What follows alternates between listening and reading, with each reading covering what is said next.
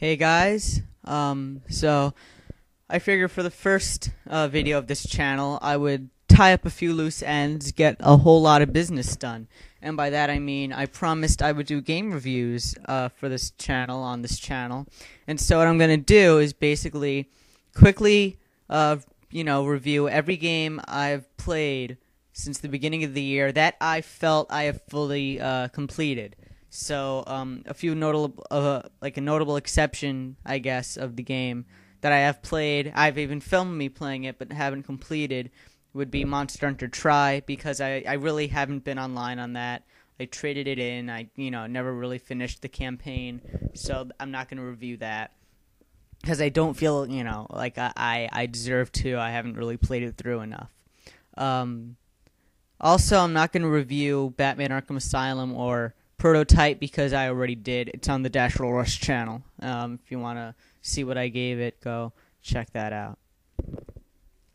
Okay, so now that that is done and over with, let's quickly shoot all these down. So the first game I played this year was Darksiders. I will give it an 8 out of 10 because it's a classic Zelda formula. That's always fun. It's a long game. It's very beautiful. I mean, and they make the end, Armageddon. Why do I say so much? God damn it. They make Armageddon look like somewhere pretty cool. That's thanks to the art style. But there isn't really a lot of replay value, and there is a whole lot of empty space that you have to walk through constantly. So that breaks up the action, which is, it's not a good thing. Second game is No More Heroes 2 Desperate Struggle, 8.5 out of 10. Because it's fun. It's undeniable fun. You have just the simple gameplay of slicing people in half. It's fun. It's visceral, and of course you have the style. The style is excellent, and it makes all the gore and stuff bearable because it's just so over the top and cartoony. All the bosses are extremely interesting and fun to fight and very unique. The game is a little repetitive though, because you only have the two buttons to attack, and it's basically the same thing over and over except for the bosses. But it's just something you really have to play. The next game is Red Steel 2, and I will give it an 8 out of 10. Mostly because it's a completely unique experience that's really fun and that works really, really well. And because it's something completely new, you never feel like you're just going through the motions or button mashing, because you're actually doing the sword swiping, and you're always part of the action. Again, it's very stylish, very unique style. It's very, very good use of cell shading. But there's a lot of backtracking, which is a complaint that a lot of Metroidvanias like this share.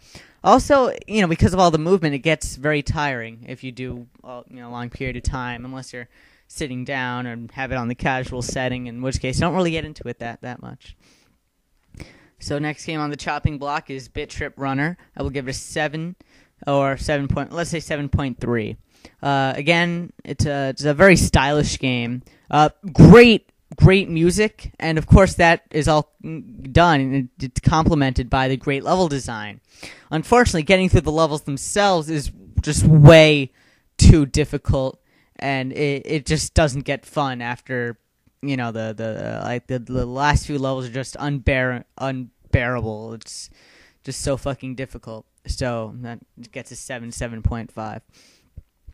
Next up on the block, and this is the most recommended game. This would be my game of the year so far. It actually is, and it's Super Mario Galaxy 2, which I give a 10 out of 10. First of all, it is a huge game. There's plenty of content. There's 242 separate missions and all. That should keep you going for days and days. And you'd want to replay everything, because every level is fun. It's unique. You wouldn't find this much variety in a game, just anywhere. And everything is and not only that, but everything is polished so well. Everything's just the controls are perfect, the physics are perfect. Everything is just so. You could tell that the developers loved this game and loved putting their effort into it. It's also very fun, very vivid and colorful. You don't see that in a lot of games these days because they're all focused on hyper-realism. So all this surreal type, Mario art it's fun, it's enjoyable, and it's just the whole game itself is just pure like unadulterated fun, and there's just so much of it too. Next game, which huge whiplash from the last one, would be Jett Rocket, which I give a 6 because it's colorful. The platforming is good enough. It's fun. It works, but it's just too short, and the game is too easy. And if you need a quick little platformer, then get it. But I couldn't recommend it if if you were really excited for it. But it's a 6 out of 10. Next is Pearl Harbor Trilogy. I don't know, I broke it up. Pearl Harbor Trilogy 1941 Red Sun Rising, which I give an 8.5 out of 10 because for the price, it's a downloadable WiiWare title. And for the price, it's just huge. It's a huge game for the price. You get 16 separate missions, all of them at least 10 minutes long, I'd say. And each mission is just packed with action. There's never a dull moment. And outside of the campaign, you get what was it? You get a mode. You get like separate modes. You have a challenge mode where you have to shoot down a certain number of planes. You have a survival mode where you have to just survive for a certain amount of time. And then you have just free fly where you're all alone, just flying. Get the feel of all the planes because you unlock I think 6 different planes, 8 maybe, I don't know. Maybe 8 different planes throughout the campaigns. Everything works really well. Some of the controls are kind of iffy, but if you find a control scheme that works, it works really well. Of course, that depends on the person. I recommend the classic controller. Of course, I did play for the Wii, just the Wiimote without the nunchuck, and that works really well too. Though it's it's the motion, so. There will be some fluctuations, but that's not like the game's fault as much as it is the Wii and the infrared and all that.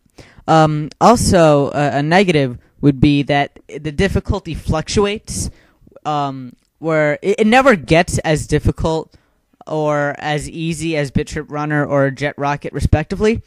But some of the earlier missions for some of the campaigns are just way harder than those for the for like later missions of the campaign, and sometimes you could feel a bit overwhelmed by just the amount of stuff on screen, the amount of bullets and enemy planes and stuff. So yeah, that's it. That's all the games I feel that I have played to completion this year. I really haven't played any DS games, any new DS games. No. Anyway. That's that. Expect more detailed, thought out, and thorough reviews for later games that come out later in the year that I'll probably Let's Play, but if not, I'll definitely at least review them here. So, yeah, that's that. Feel I tied up a few loose ends. If I missed any, I don't think I did. I missed some of the demos that I played, but I only played the demos. But yeah, that's that. Expect more videos soon.